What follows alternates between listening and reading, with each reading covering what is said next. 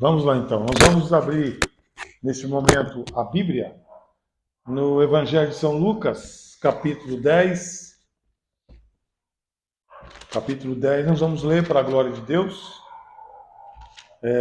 Lembrando que essa mensagem vai repercutir no meio da semana nos nossos pequenos grupos. Então, Evangelho de São Lucas, capítulo 10, é uma leitura um pouco extensa, mas vai ser para a nossa edificação espiritual, do 10 até o 20. Eu vou ler para nós ganharmos tempo, tá bom? A minha versão é um pouco diferente. Se vocês quiserem ouvir e acompanhar depois ou ler depois, não tem problema. Havendo passado esses acontecimentos, o Senhor nomeou outros 72 e os enviou de dois em dois adiante dele, a todas as cidades e lugares em que ele estava prestes a visitar. E lhes recomendou: a seara é grande, mas os trabalhadores são poucos. Rogai, pois, ao Senhor da plantação que mande obreiros para fazerem a colheita. Portanto, ide, eis que eu vos envio como cordeiro para o meio dos lobos. Não leveis bolsas, nem mochila de viagem, nem sandálias, e a ninguém saudeis longamente pelo caminho. Assim que entrardes numa casa, dizei em primeiro lugar: paz seja para esta casa. Se morar ali um filho da paz, a vossa bênção de paz repousará sobre ele. Caso não haja, ela voltará para vós. Permanecei naquele domicílio, comei e bebei do que vos for oferecido, pois digno é o trabalhador do seu salário. Não andeis a mudar de casa em casa.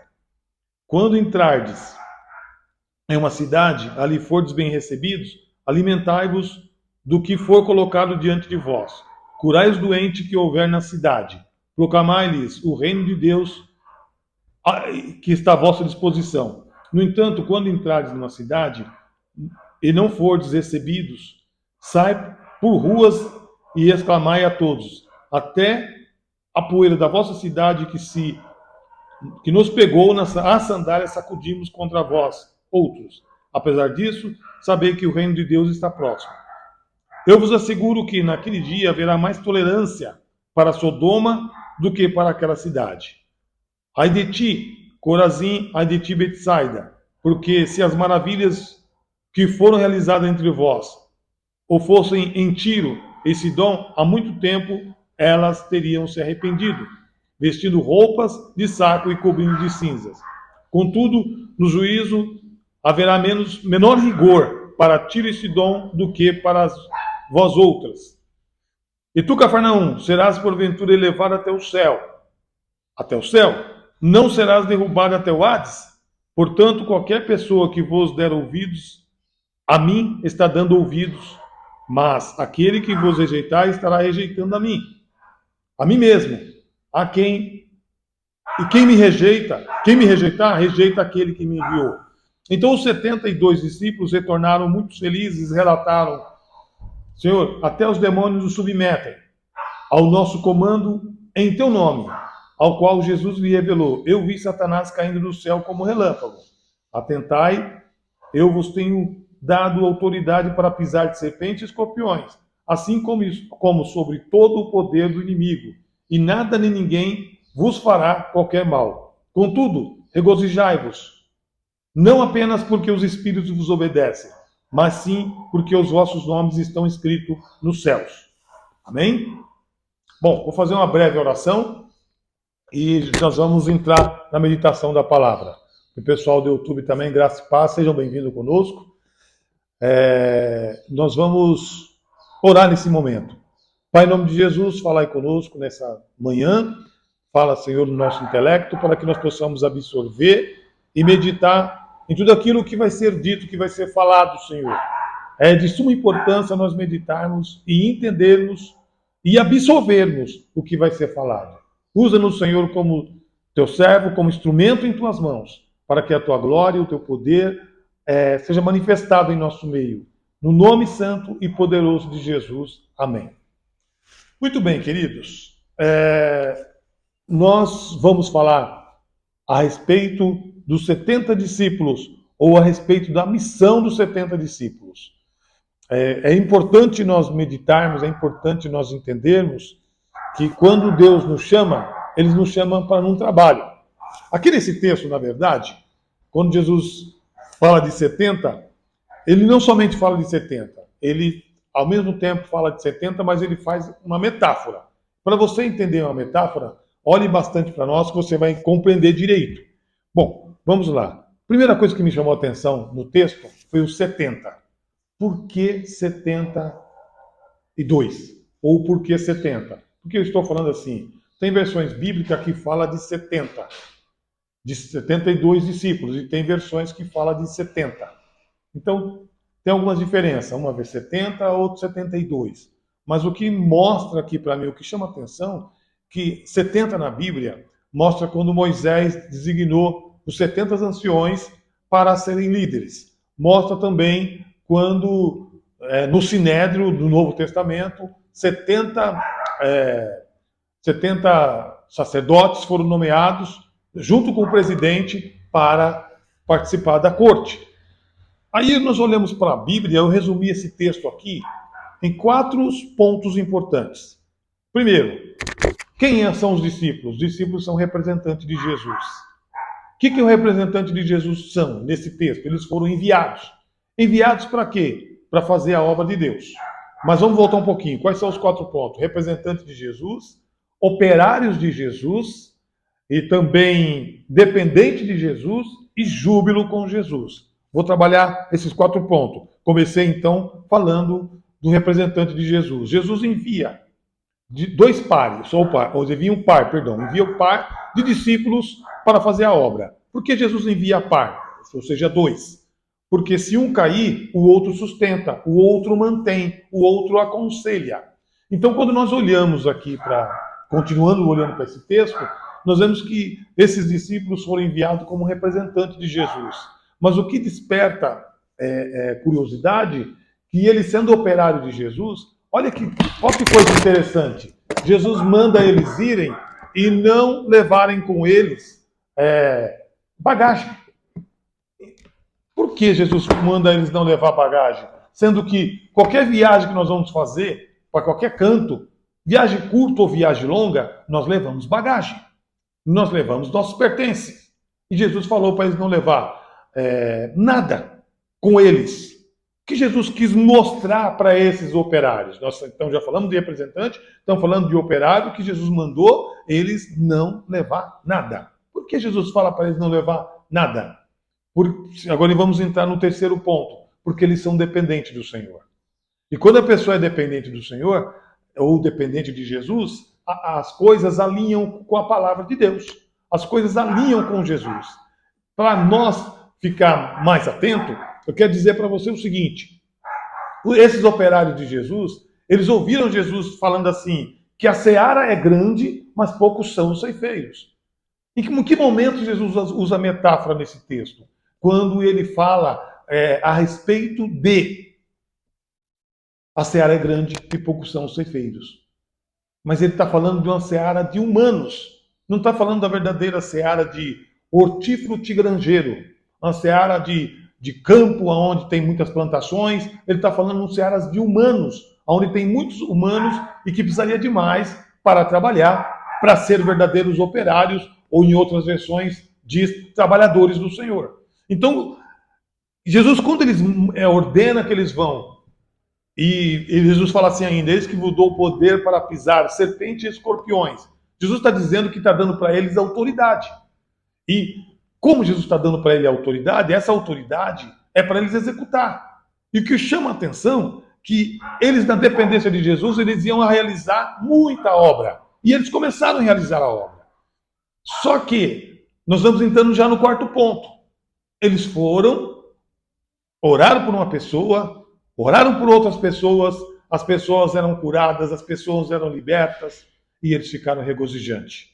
Mas ficaram muito mais regozijantes, ficou muito mais top para eles quando eles verdadeiramente viram uma pessoa possessa e eles conseguiram expulsar os espíritos da vida da pessoa que estava possessa. Aí eles saíram alegres, contentes, avivados, despertados, expulsaram demônios, estavam jubilados, maravilhados pelo que tinha acontecido com eles. Porém, o texto trabalha que Jesus deu uma advertida para eles não se alegrar pelo feito que eles fizeram, pela função que eles exerceram. Jesus falou assim, ó, vocês não devem se alegrar por isso, vocês devem se alegrar por vossos nomes estar escrito lá no céu. Aí isso foi não vou dizer um tapa, mas um alerta para que eles pudessem entender que nem todo mundo que faz maravilhas vai entrar no reino celestial. Nem todo mundo que faz prodígio vai entrar no reino celestial. Mas, o que eu queria me ater aqui nessas 4 pontuações, que quando Deus chama para a missão, Deus, ele escolheu, ele elegeu essa pessoa para a missão. No caso desses 70, Deus nomeou ele, ou melhor, Jesus nomeou eles, Jesus escolheu eles para que eles fossem numa missão. E Jesus disse para, quando eles entrarem numa casa, num domicílio, é para eles comer o que desce. Aí eu fico imaginando algum de vocês que estão conosco online, que entra numa casa e muitas vezes a gente não gosta da casa porque tem jiló, não gosta da casa porque tem quiabo, não gosta da casa porque não tem aquele arroz soltinho, e Jesus simplesmente ordena para que eles comem de tudo que as pessoas servirem, que as pessoas oferecerem para eles comerem. Detalhe, muitas das vezes nós reclamamos, murmuramos porque só temos ovos, só temos pé de frango, e os discípulos nem por isso eles podiam reclamar. A minha sogra está aí, e eu lembro que quando eu ia para São José dos Campos, pelo menos uma vez por semana, a minha avó da minha esposa, a mãe da minha sogra, fazia jiló. E muita gente não gosta de jiló, mas ela fazia com um jeitinho que não tinha quem não comesse jiló, porque ela tirava o amargo do jiló. Mas eu quero voltar aqui nesse texto que Jesus falou para comer de tudo. E outro fator que me chamou a atenção, além desses 4 pontos, foi a maneira como Deus trabalhou na vida dos 70 discípulos. Porque Deus enviou eles, ou Jesus enviou eles, para fazerem missão. O que é missão? Ministro, a palavra missão. Ministro independente, sucesso, ou seja, bem-sucedido, sustentável, ordenado pelo Senhor. Amém? Missão, ministério independente, superior, sustentável, ordenado pelo Senhor. E que muitas pessoas não querem fazer esse papel de missões. Por quê? Porque as pessoas acham difícil, as pessoas acham impossível, as pessoas acham que não tem retorno. Porém, quando se trabalha para Deus, tudo tem retorno. Quando se trabalha para Jesus, tudo tem retorno. Então, quando Jesus fala que a seara é grande e poucos são os operários, Jesus está dizendo que faltam mais trabalhadores, faltam mais operários para fazer a obra. Tem muita gente que não quer ser operário porque fica olhando os escândalos que os outros dão. Nós não temos que nos preocupar com que os outros operários, com os outros trabalhadores, os escândalos que eles fazem, as coisas que eles fazem, os erros que eles cometem. Nós temos que se preocupar com nós, porque quem nos elegeu, quem nos chamou, para ser representante dele, para ser operário dele, para ser dependente dele, para nós nos alegrar com ele, foi Jesus.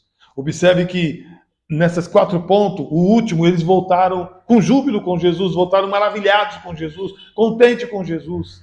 Você quer ficar contente com Jesus, ou nós queremos ficar contente com Jesus? Nós precisamos nos disponibilizar para fazer a vontade de Jesus. E muitas das vezes nós não queremos estar disponível para Jesus. Jesus já tinha chamado 12, agora ele envia 70. Qual o fator principal desse texto que me chama a atenção? Foi que Jesus não queria que eles se arrependessem no caminho. Jesus não queria que eles renunciassem no caminho. Porque muitas das vezes as pessoas começam com sede no Evangelho, mas resolvem parar, resolvem dar uma pausa. No Evangelho não existe pausa. No Evangelho não existe regresso. No Evangelho é só seguir à frente. Por mais que a luta, como diz lá no Evangelho de São João, capítulo 16, verso 33, teremos aflição, teremos angústia. Esses homens, 70 que foram enviados, eles passaram por diversas situações negativas. Passaram por situações positivas porque Jesus era com ele. Assim como Jesus foi com ele, Jesus havia dito, eis que estou convosco até o fim dos tempos. Então Jesus está conosco nesse tempo difícil, nesse tempo cheio de balbúrdia, nesse tempo cheio de confusão, nesse tempo de que as pessoas não têm mais amor. Jesus está comigo, Jesus está com você. Eu só queria perguntar, Será que nós queremos ser representante de Jesus? Tem muita gente que quer ser representante de Jesus. E tem muita gente que prefere ser representante de quem? Dos políticos, representante do governo, representante de diversas áreas, menos de Jesus. Se você alinhar com Jesus tudo na sua vida, espiritualmente e fisicamente você vai ser uma bênção. Só para me concluir a mensagem, para ir muito longe. Nós somos representantes de Jesus, temos que aprender, ou temos que entender que somos operários, trabalhadores de Jesus, em outra palavra, versão de servo, servo quer dizer escravo. Eu prefiro ser muito bem ser servo do Senhor, fazendo a vontade do Senhor, porque ser escravo do mundo, ser servo do mundo. O servo do mundo, o que ele tem? Ele bebe, ele fuma, ele prostitui, ele faz um monte de coisa que desagrada aos olhos do Senhor. Os operários de Deus não podem fazer isso, porque eles têm que estar alinhados com a palavra de Deus. Sobretudo, ele tem que depender de Deus. A maioria das pessoas não querem depender de Deus. Se está doente, procura uma farmácia. Se está passando por alguma dificuldade, em vez de consultar a Deus ou consultar a Jesus, essas pessoas têm dificuldade. E em que momento nós vamos ser jubilosos com Jesus? Ou alegres, ou maravilhados com Jesus? Quando ele vir buscar a sua igreja. No momento, as pessoas estão passando por tristeza, por desânimo. Estão me ouvindo? Quem não está me ouvindo aí? As pessoas. Vou até só terminar aqui na outra gravação. Então as pessoas estão não estão contentes com Jesus. E Jesus quer que você saia contente com ele. Amém?